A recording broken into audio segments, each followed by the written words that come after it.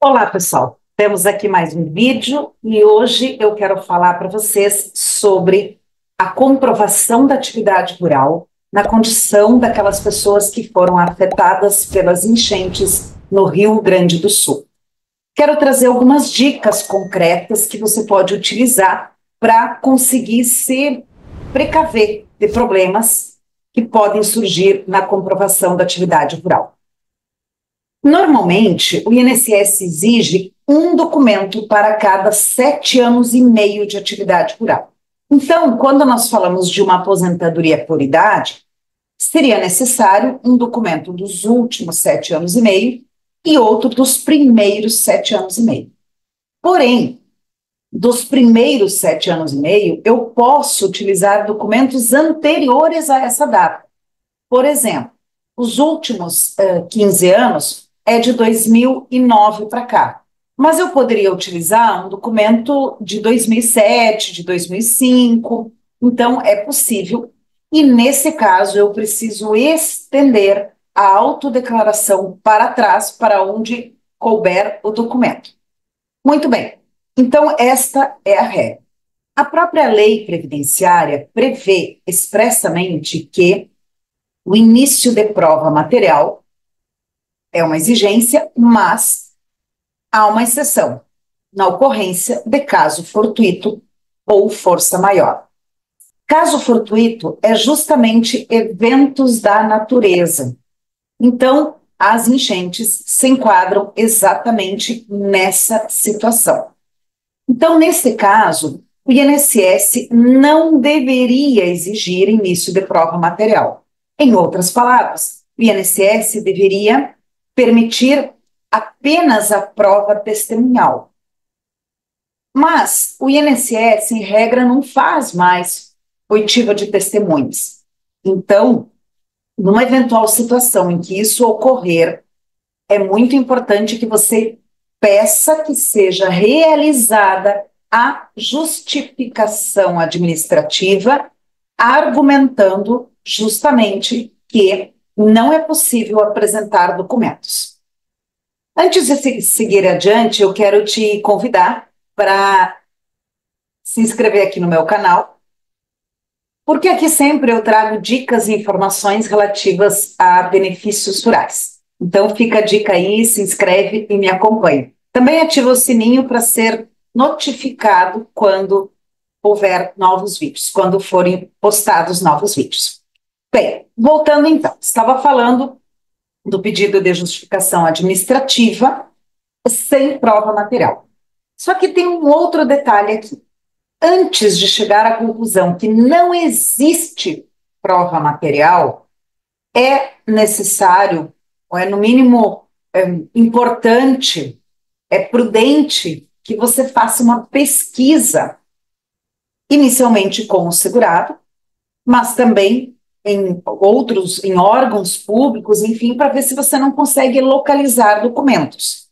Por exemplo, se o segurado é proprietário de terras, ele pode pegar uma segunda via, a certidão do registro de imóveis, uma segunda via da escritura pública para comprovar que ele é proprietário. Ele pode buscar o INCRA, o ITR. Ele não tem essa condição, essa não é proprietário, mas ele tem bloco de produtor. Se ele tem bloco de produtor, eu vou mostrar para vocês como fazer a busca para demonstrar que ele tem pelo menos inscrição estadual, pelo menos inscrição estadual. Então, ele vai colocar aqui sintegra.gov.br. O Sintegra, ele é um sisteminha um pouco mais chatinho, enfim, mas aqui nós temos, então, deixa eu voltar aqui, que é o da pessoa física, aqui, cadastro centralizado de contribuintes. Então, aqui eu vou colocar o estado e aqui o CPF do contribuinte e pesquisar. Então, se a pessoa tem bloco de produtor rural, ela tem essa inscrição obrigatoriamente. Ela não tem bloco de produtor rural sem ter essa inscrição. Não existe. bloco de produtor rural sem essa inscrição. Então, com essa inscrição, ela consegue demonstrar que pelo menos ela tinha bloco de produtor rural. Também é importante dizer que muita gente acha que a comprovação da atividade rural tem que ser pelo bloco de produtor. Não tem que ser. E tem uma lista de documentos na lei, tem uma lista de documentos na IN e tem outros documentos também. Aliás, tem um curso lá no meu site que eu indico, eu relaciono 120 documentos rurais, para ver a quantidade de documentos. Então, antes de dizer a pessoa não tem documentos, é importante fazer toda uma investigação para saber se realmente ela não tem documentos. Agora, uma outra questão que é importante, quando não tem documentos, ou perdeu o bloco de produtor, perdeu documentos, uma outra dica é fazer uma...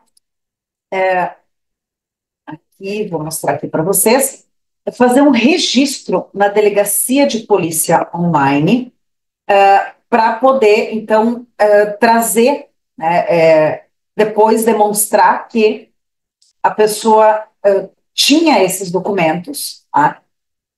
Tinha esses documentos, perda de documentos. Então, eu vou aqui cadastrar, né? Quem já tem o .gov vai seguir adiante, e aí vai fazer aqui o registro da ocorrência, para que possa, então, depois dizer o seguinte: eu tinha documentos, estavam na minha casa, que foi inundada, que foi levada pela enchente, os documentos foram levados pela enchente. Daqui a 10, 15 anos, isso tudo vai se perdendo. Daqui a 10, 15 anos, uma vez houve uma enchente, mas se você não tem prova de que a pessoa estava naquele momento, naquela situação, talvez passado esse tempo a pessoa vai morar em outro lugar, vai procurar uma terra em outra cidade, em outro município, não tem mais essa conexão com aquela situação. Então, por isso, o registro de ocorrência é fundamental. A pessoa registra a ocorrência e depois junta o decreto de calamidade pública ou de situação de emergência daquele município, ou a relação dos municípios em que foi reconhecido por decreto a calamidade pública ou a situação de emergência, para que a pessoa possa, então, fazer a ligação das duas coisas e poder demonstrar por que ela não tem documentos. Imagine o seguinte: a pessoa tem uma propriedade rural e não tem bloco de produtor.